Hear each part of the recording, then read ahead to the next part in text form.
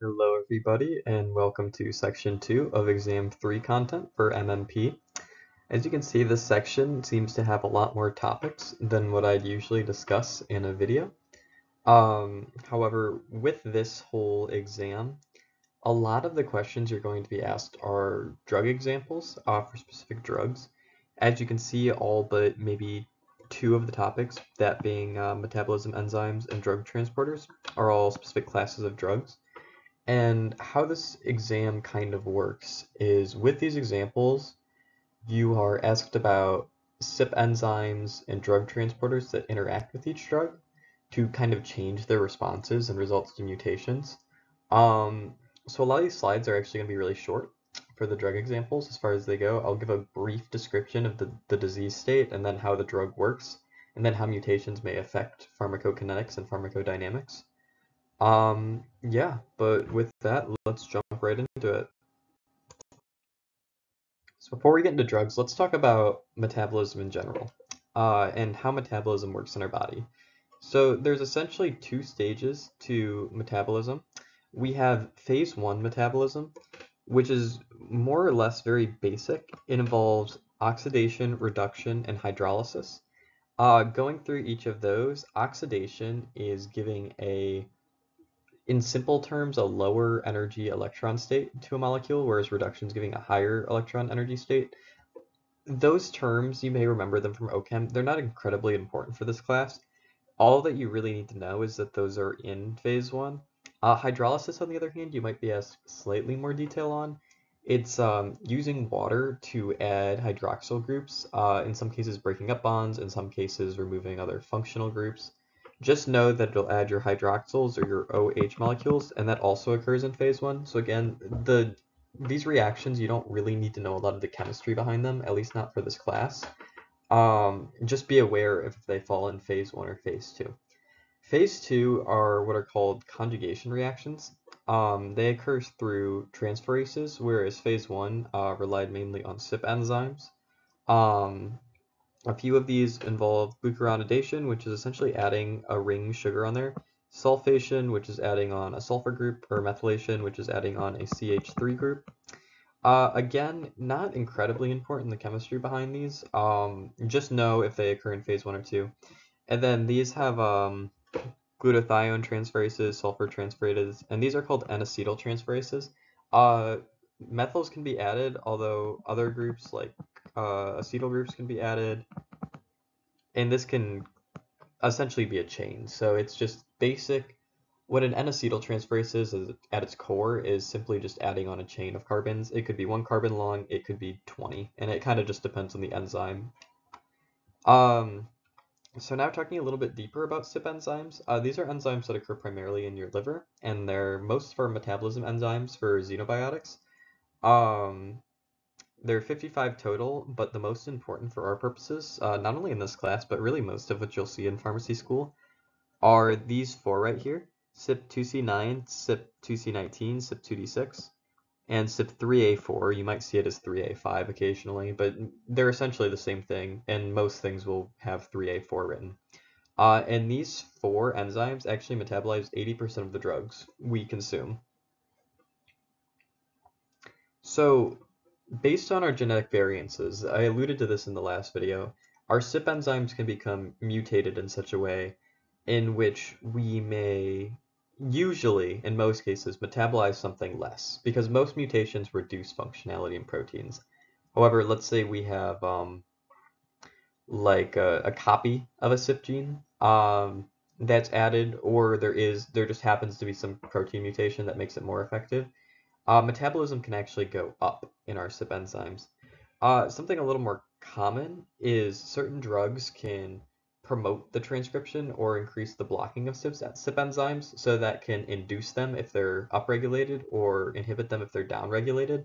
That's another way, but that's less genetic and less in the scope of this course, but I did want to mention it here just so you can know those are 2 different concepts and not to kind of switch them up interchangeably, even if they do the same thing at the end of the day. Again, like all other genes, CYP enzymes have alleles, since there's essentially 2 pairs on each chromosome. So what that essentially means at the end of the day is that CYP enzymes, if there is a mutation, it can lead to potentially reduced function with one of the alleles, but it can have normal function with the other. And that'll kind of create both products to be produced and have like an average of lower activity, but it won't be totally lower. And some of the ways we denote this, I mentioned the star alleles before, and that star 1 is what's called our wild type allele, meaning essentially quote unquote normal, or at least the most frequent in the population. Um, and what we can do with this is we can calculate something called an activity score. Um, Essentially, an activity score should add up to... I'm getting ahead of myself. Let me backtrack here for a second. So, like I mentioned before, based on the alleles we essentially have 4 states of metabolizers we can identify with. We have EM, or IM, no EM, sorry. EM, which is extensive metabolizers. Extensive may seem like it's on the side of bigger. This is actually like our normal. This would be if both of our alleles were 1 star, typically. Totally normal function. Nothing really new. Then there's ultra rapid metabolizer. This is the fastest type of metabolizer you can be. This is anything that is above normal. Essentially, this could be a mutation. For the sake of the argument for this one, we'll call it like 2 star. But typically how you'll see these is, I'm actually going to get rid of that 2 star because there's a better example. Like I said, duplication is usually what can cause an ultra rapid metabolizer. So this can actually be denoted as, duplications are denoted as XN. So this is star 1 XN. The N essentially just stands for the number of times it's duplicated. So this could be 1XN, or this could be 1x3 if it would never really be written like that, but that could be the implication behind it. Just the fact that there's more. So if you see star 1XN, that usually means there's more of it. And this could even be star 1 is the secondary allele. Since star 1XN is always going to be higher than star 1, and they're both expressed, this will on average be higher than EM, so it'll be ultra rapid. So if you ever see an allele that has an XN in it, you're almost always going to have like an ultra rapid genotype. Then there's IM and poor M. IM is intermediate, which again may sound more normal than extensive, but just know this one is reduced function. Straight reduced there. And this could be a mix of, let's say, 1 star, and let's say 2 star is non-functional for the sake of this argument. You still have some activity with that 1 star, which is produced, but your 2 star may not produce your activity that you need. So it could essentially just be like 50%, because on average it's, you have one that's working, one that's not, and then that averages to 50. And then poor metabolizer, it usually has some function, but for this scenario, we'll just say it has no function with 2 stars. Essentially, you're unable to metabolize with this protein, with a poor metabolizer, which, can be bad in a lot of cases, especially for non-drug related things. There's actually some drugs that don't want to be metabolized super quickly from the body. That way they can have their therapeutic effect longer. So I don't always want you to like associate poor metabolizer with being bad per se. It just means that it will happen less. Same with ultra rapid metabolizer. Not always good because it might clear a drug from our body too soon. But also, like, if a drug can be toxic if left around too long, it also deals with that. So again, none of these are necessarily good or bad. They're just different from each other. But what I will say is that it is ideal to be an extensive metabolizer because that's what a lot of our dosing recommendations are based around. Is when we're designing these drugs to work in a body in measuring levels, most people are extensive metabolizers typically because that's typically that 1 star wild type. We basically just most of our data correlates with the fact that we should dose drugs around the 1 star, although even this has exceptions. But yeah, there's also one other thing called an activity score that I want to mention briefly. An activity score, if it is 2 wild types, it should always add up to 2. So it's usually like, it basically takes into account each allele. So this is like allele 1, and allele 2 is the other one. So if this is 1 star, it's like 1 plus 1 equals 2. But let's say we have an ultra rapid gene, we might have 3 equals 2 plus 1, because ultra rapid would have a higher activity score. On the other hand, if it's like an intermediate metabolizer, we might have 1.5 equals 1 plus 0.5. And that would just come from the fact that, assuming you have one normal allele, actually, I'm sorry, this wouldn't be 1.5. This other one would actually be just 1. Because in our example where I use the 2-star as a essentially fully non-functional protein, that would be that. So let me draw some lines here. That might help explain this a bit better. So our 1-stars go to our 1, and our 1xn's go to our 2, and our 2-star goes to 0. An activity score ideally is just around 2. It's kind of like your average, assuming that you're a normal extensive metabolizer, and that you will metabolize normally. So anything above 2 is like lower function. Anything above 2 is high functioning, and then 2 is just normal. And so that's what I would expect you to know from like activity score. So if you were given a question on the exam, which I think we had about 2 of these, it's like, let's say, oh, and that's another thing. For some of these drugs, Dr. Phoenix will in class tell you it's like, oh, star 17 might be non-functional. He won't expect you to know that for the exam, the specific star alleles. He'll tell you on the exam inside the problem. So he'll be like, star 17 is completely unfunctional, or star 2 is partially unfunctional.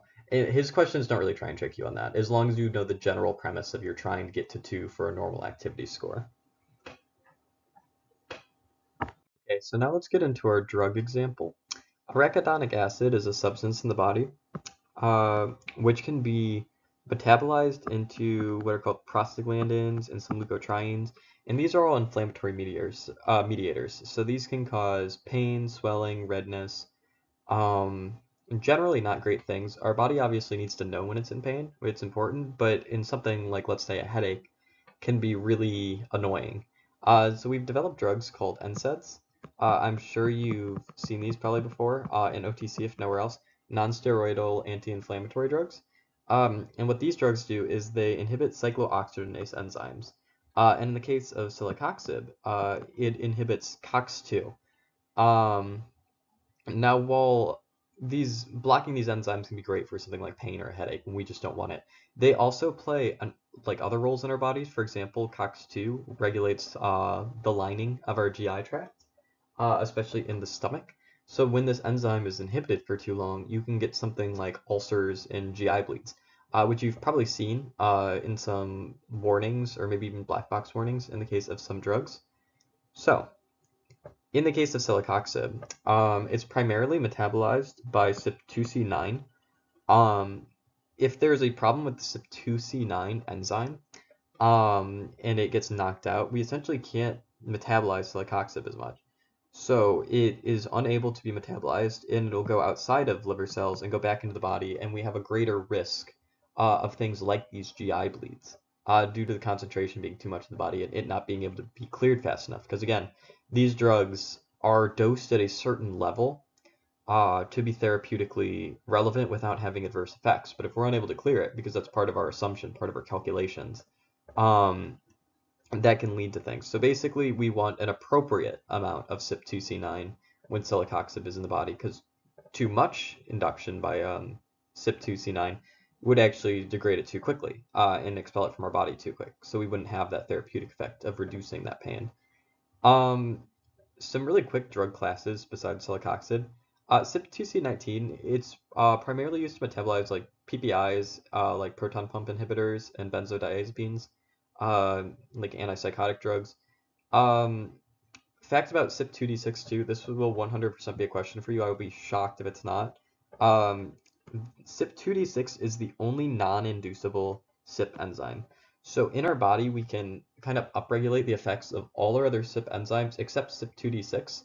CYP2D6 is used in like a lot of neuro drugs, for example. So it kind of is a little unfortunate that drugs like neurodrug, which are some of the hardest for people to develop right now, we also can't really regulate its metabolism as well. So it's a real double-edged sword there. And a big factor at why it's so difficult and not lucrative for pharmaceutical companies right now to work on new psych drugs because if you go back, there really haven't been any published. Um, although published isn't the right word, but passed through the FDA in like over a decade, and this is one of the reasons why. So definitely know that about CYP2D6. But remember, CYP2C9 is the one that works with Celecoxib. Okay, so as I mentioned before, N-acetyltransferases are one of our phase 2 enzymes.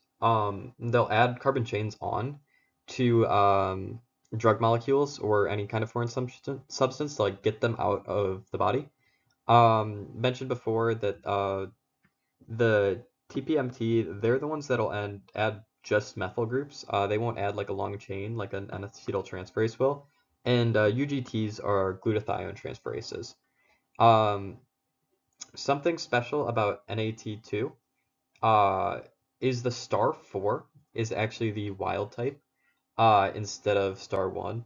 So I'll write instead of star 1. This will probably be a question. It's just a really good were you paying attention in like class kind of question because this is the only like metabolizing enzyme in our body, at least major one, that has this kind of quirk to it.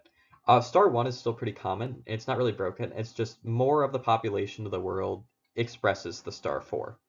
Um, but anyways, Isoniazid is a tuberculosis drug, and it's actually not really, it's what's called a prodrug, in the sense that when it enters our body, it's not in its active form. And it needs to be activated by something. And some drugs, that could be through our CYP enzymes actually, will activate it by metabolizing it partially, which actually turns it into the active. In this case, isoniazid is kind of special in the fact that it's actually metabolized inside the bacteria by the bacteria. So we have this chemical that the bacteria activates itself to accidentally like cause its own cell death, which is kind of interesting. You don't see that in a lot of other drug classes.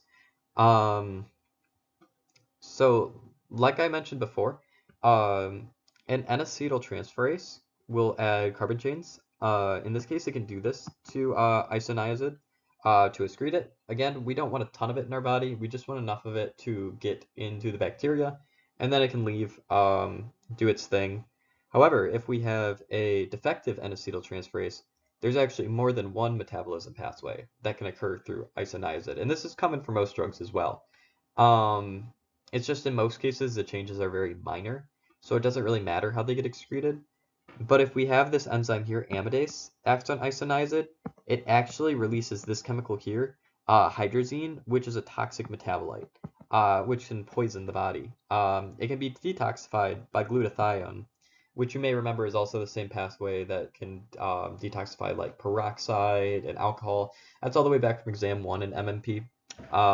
So we do have ways our body can deal with this, but if there's too much of this hydrazine in this form, it can be toxic in really high concentrations. So it's important that our primary pathway metabolizes it so it can be expelled from the body, so we don't get that secondary metabolite, which can harm us.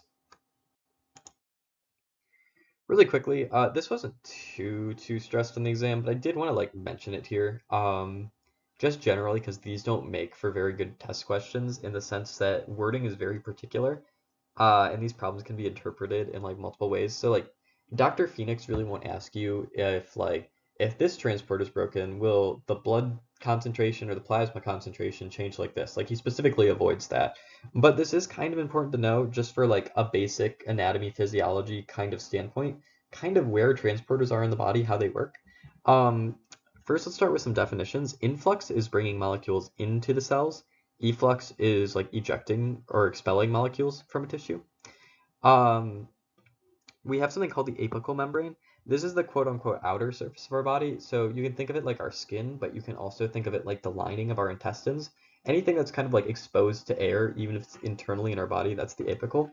Whereas the basal is more exposed to like our blood vessels and lymphatic tissue on the inner surface. Um, Two major types of transporters in our body, or at least classes of transporters. We have ABC transporters. These are active transporters, and they are primarily efflux. They require ATP, so you can remember ABC, ATP, and they expel. Um, there's also SLC channels. These are typically influx channels, and they are usually not ATP using. And I'll kind of explain their three types and why they sort of use ATP, but not really. Um, we have just channels. These are simple basic diffusion. A certain type of molecule can pass through. It will do that, and it will flow based on diffusion. So if a concentration is higher in one place, it'll flow to a lower place. We also have facilitated transport. These are special channels that when open, we can essentially allow something to pass through. Now, the opening of these channels might require some kind of chemical stimulus or charge in a membrane or even ATP in some cases, not usually with facilitated, um, mainly for the fact that it's like primarily passive. But when I say ATP is being used, is it might be secondary facilitative transport where an ATP molecule caused a change in one transporter somewhere else that was not a facilitative transporter, and that allowed it a gradient to shift or something in order to allow that channel to open. So even though the channel itself will never bind ATP, it may influence downstream effects from somewhere else using ATP. Same with secondary active transporter, same kind of idea, in the fact that the channels themselves do not require energy, but it might require something else in the cell forming energy. So a really basic example of this is the glucose sodium transporter. This is completely ATP free. It'll bring glucose from the outside into the inside of a cell using no ATP. But the caveat is as you may remember, the sodium potassium ATPase pump. You probably learned about that in anatomy. It's what allows membrane potentials to charge and discharge. That is obviously a process that uses ATP. And to get the required amount of sodium outside of the cell, um, essentially because in order for a secondary active transporter to work, there needs to be like a pseudo gradient. So even though glucose is high in the cell, sodium is low in the cell. So they're able to be transported together because the sodium really wants to be into the cell, even though the glucose doesn't want to be into the cell as much. And obviously to get such low sodium in the cell, we need the ATP pump to pump it outside of the cell in the first place, just to form that kind of artificial, non-natural gradient. So, really quickly, briefly, kind of where these transporters are located in the body. Liver has a lot of influx channels for xenobiotics, especially. So a lot of SLC channels, um, especially on the apical surface. This is to bring things in. However, it does have some efflux that go into things like the bile ducts, so they can be excreted, or just back into the blood, or lymph. Kidney has a lot of influx channels on the apical side, which makes sense. It's our kidney is trying to filter out materials. So on the basal side, we um, can have some things to bring things back into the blood because the kidney does go through a process of reabsorption, but primarily the kidney is an organ that tries to get things through the apical side from the blood. So SLC on the blood side pretty much exclusively, but we have processes um, which can essentially reuptake and spit out on the apical side. We just typically expel to the apical side. Um, for the small intestine, a lot of efflux just to shoot things out that we don't need from our body, and not just things we don't need, but also think like digestive juices, things our cells can secrete in order to get things into the intestine so we can digest better. And then nutrients will kind of diffuse naturally. They don't necessarily need a channel like xenobiotics will. But we do have some uptake, and then obviously, besides expelling these chemicals, we can also expel things into the blood, usually our processed nutrients or whatever our small intestines need to do with whatever we're making. Finally, probably the most easy to remember is the blood-brain barrier is almost exclusively efflux channels, ABC channels, because we don't want a lot of substances in our brain that could alter its function or harm it, just because it's such a vital organ. Obviously, there's some things to bring up into the brain, but they're a lot rarer than efflux back out of the blood-brain barrier into the blood. Okay, back to drug examples. Statins are a drug that can moderate cholesterol. Obviously, not moderating cholesterol can lead to things like blood clotting and all sorts of other diseases like heart diseases. So they're pretty important, and these are primarily metabolized by CYP enzymes in the liver. At high doses, if they're not metabolized as well, Statins can have the adverse effect of myopathy, which is essentially just muscle pain. It indicates some liver damage in some cases too if it gets too intense, which kind of makes sense, right? If our CYP enzymes aren't functional in the liver probably has other problems. So myopathy is kind of like not only a symptom of a disease, but of like something bigger going on in the body typically. And you can use liver tests to determine that. But besides CYP enzymes, drugs like simvastatin are actually taken up into the cell by this SLCO1B1 channel. And this is what brings them into the liver. So it's an SCL channel based on the first three letters of its name. So it brings things into the liver, and this allows things like the CYP enzymes to work on it. So essentially, its concentrations don't build up in the body. Because again, if they do build up too high, we get those myopathies. And that's exactly what kind of happens when there's a mutation, the SLO or SLCO1B1. Our simvastatin isn't able to get into the liver, so it's not able to be metabolized. And this can cause things like the myopathy because you just have too much concentration of this drug that's not being metabolized, and it's starting to affect things like our muscles and damage things in our body that it shouldn't be reaching in the first place just because the dose was never intended to be that high in a person with normal of kind of absorption into the body. So we actually have different dosing guidelines for simvastatin.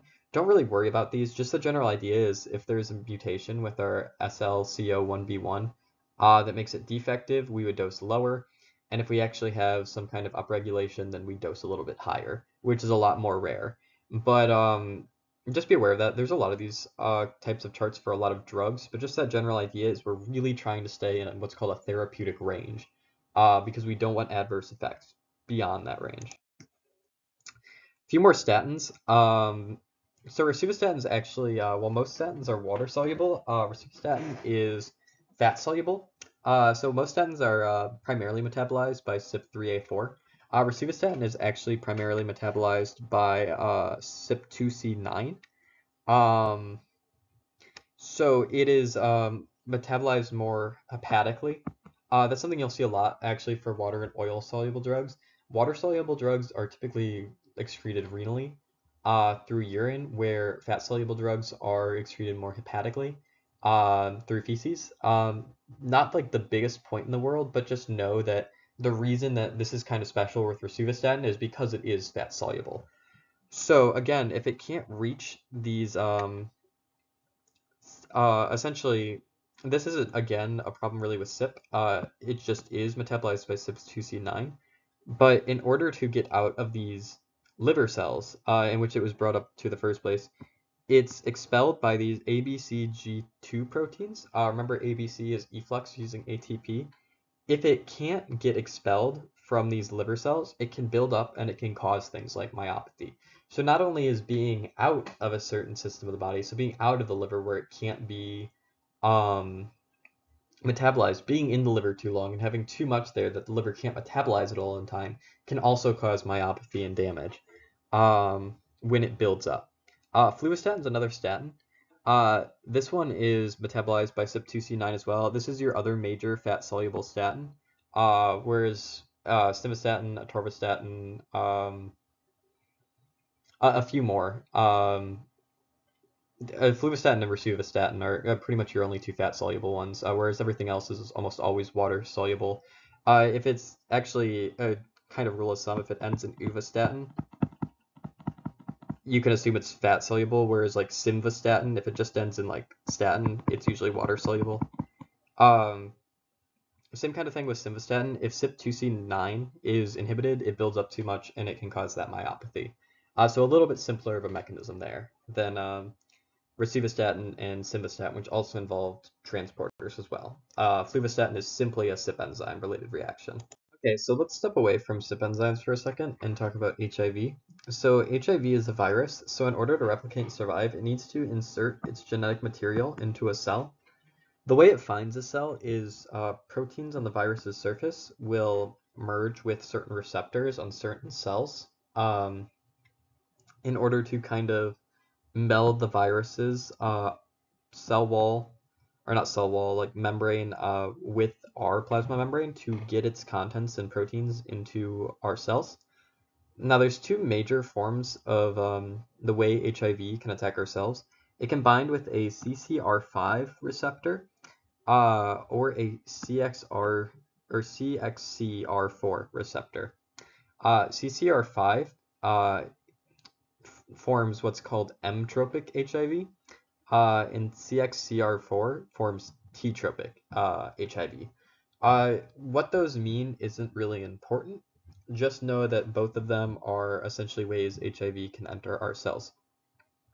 So it's actually been found that some patients with a mutation in the CCR5 receptor actually have somewhat of a resistance to HIV, which makes sense.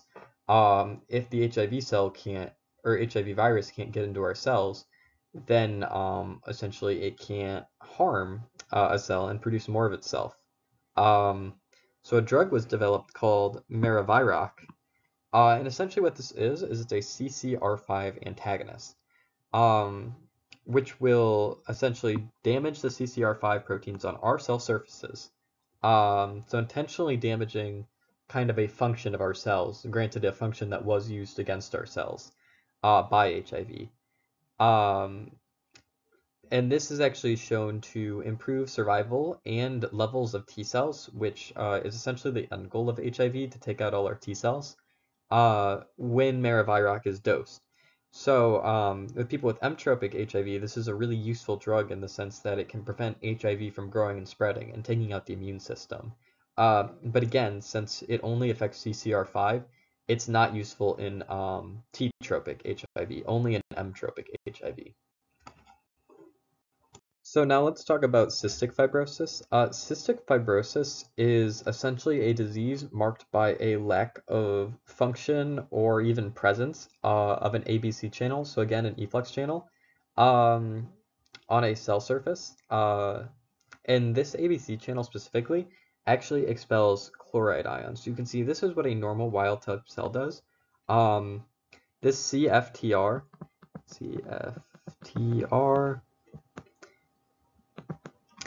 channel will expel chlorine, and similar to a way that essentially sodium ions will follow these chloride ions. So it's essentially salt moving out of our cells, and in our body, water typically follows solutes like cells. So the whole kind of point of this CL channel is to regulate water, and when water moves out of our cells, and how water can get into our lungs. So a side effect of something like cystic fibrosis, where these chloride ions can't be pumped out of the cells, is really dry membranes. And dry membranes aren't obviously just an area being dry. It can lead to multiple other problems, because we obviously need areas of our body to be filled with water, because it's where all our reactions occur enzymatically and biochemically, and really just allows things to move around. So water is essential to have. So if water isn't in these areas where it needs to be, that's why this disease can be so life-threatening and serious. The most common type of cystic fibrosis is class 2. This is essentially a protein is able to be made. However, it's not able to actually make it to the cell surface. It gets stuck in the rough endoplasmic reticulum. And if you remember from molecular genetics, exam 2, we did talk about briefly how proteins were modified in the rough endoplasmic reticulum, but in this case, there's a problem which it gets stuck. Another major type is class 3. These proteins will actually make it to the surface, however, they do not function. They're there, but they don't work the way they should. Chloride is not able to get through them. So, for cystic fibrosis, there's essentially two classes of drugs. There is ivacaftor.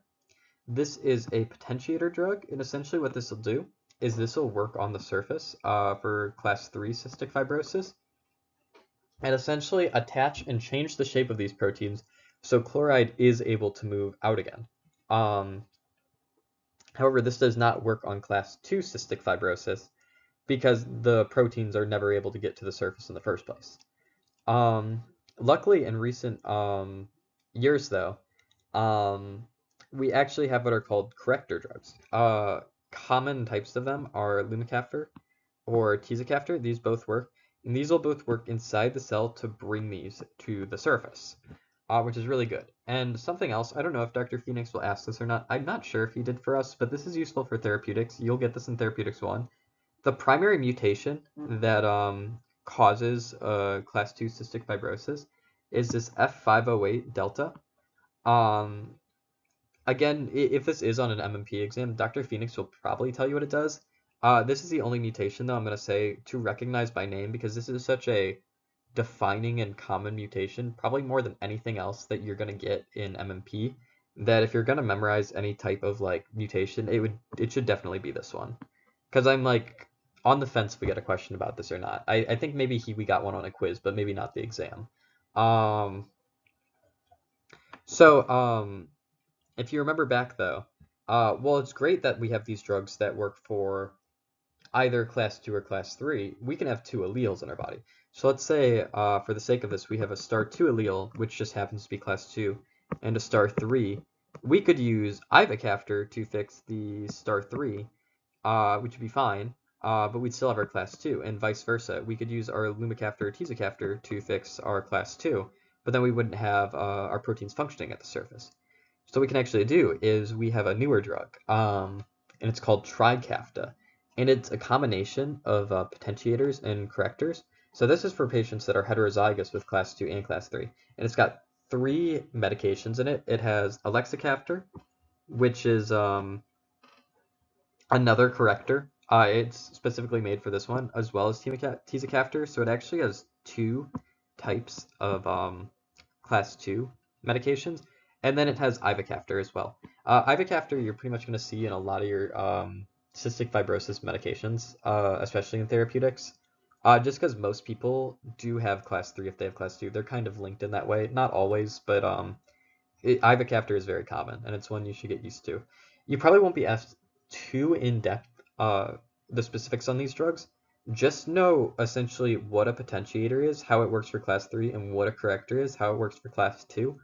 And then remember that Trikafta is a combination medication.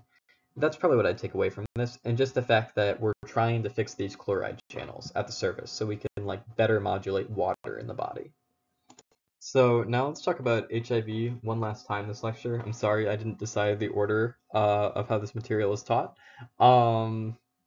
So reverse transcriptase, if you recall, is the protein in viruses that allows them to turn their RNA into cDNA when they insert themselves into cells. Oh my goodness, I wrote that really poorly. Anyways, though, this is really important for them as this allows them to clone themselves more or less in our cells. But drugs like abacavir that we've designed are what are called NRTIs or NNRTs, and these can actually block reverse transcriptase in our cells, which is really good. Now, abacavir had some really interesting immune reactions in about 1 in 4 people. And scientists looked into the reasoning, kind of why this happened.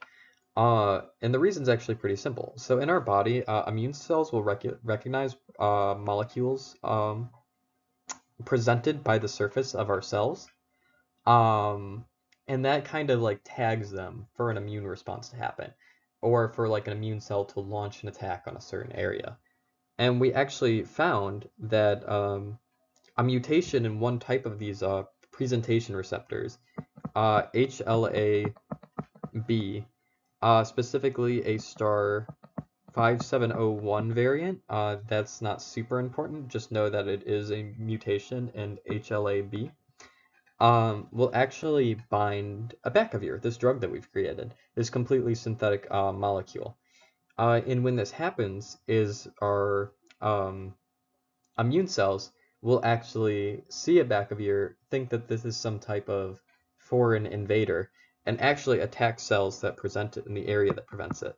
So even though we've created this drug to block something like HIV, we're actually creating an immune response of our own by introducing abacavir in these patients with this mutation. So that obviously wasn't intended, just a little side effect, and we now have more screening protocols to identify this this mutation in patients before we give them abacavir, just to avoid that immune response and them getting more sick.